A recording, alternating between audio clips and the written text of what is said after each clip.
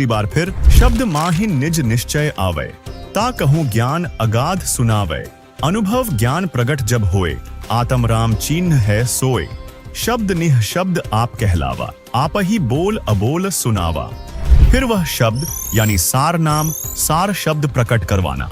जब आपको सही तीनों मंत्र मिल जाएंगे तो फिर आपको कोई संशय नहीं रहेगा और फिर आप बिल्कुल निर्मल होकर आप ही गुणगान करने लग जाएगा, रोया करेगा और गुण गाया करेगा कि हे परमात्मा, यह तो बहुत अच्छा मार्ग मिला, नहीं तो बात बिगड़ गई थी। कबीर साहब ने कहा था कि धर्मदास प्रथम और द्वितीय मंत्र तू बेधड़क होकर दे देना, परंतु अधिकारी को देना जो बीड़ी, शराब, मांस, तंबाकू और अन्य उपासना त्याग दे उसको देना, नहीं तो नहीं देना। दूसरा मंत्र बिल्कुल नहीं देना यदि वह अनुपासना करता है तो।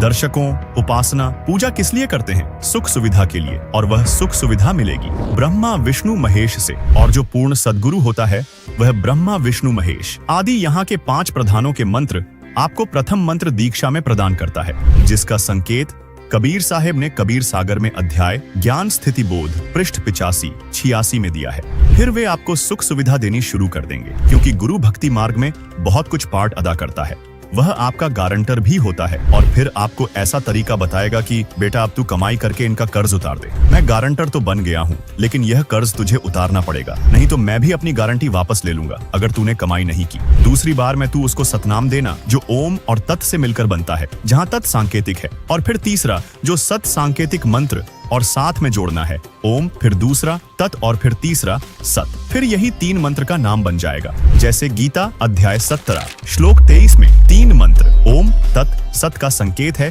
तथा सामवेद मंत्र संख्या 822 में बताया है कि वह कबीर परमेश्वर स्वयं ही अपना सतज्ञान प्रचार करता है। तो भक्तात्मा को 3 मंत्र का नाम जाप देकर पवित्र करके उसकी उम्र बढ़ा देता है, ताकि भक्ति कम रह गई है तो कमाई कर ले। नाम की कमाई तो करनी ही पड़ेगी, केवल ध्यान मेडिटेशन से, अन्य साधनाओं से जीव को छुटकारा नहीं मिलेगा। नाम की कमाई से ही इस काल के रण से मुक्त होंगे और फिर यह हमारे को छोड़ देगा। फिर कबीर साहब ने धर्मदास जी से कहा है कि जो तीसरा मंत्र है यह किसी व्यक्ति को ऐसे नहीं देना। धर्मदास तो ही लाख दुहाई, सार शब्द कहीं बाहर नहीं जाई, सार शब्द बाहर जो परी है, बिचली पीढ़ी हंस नहीं तरी है।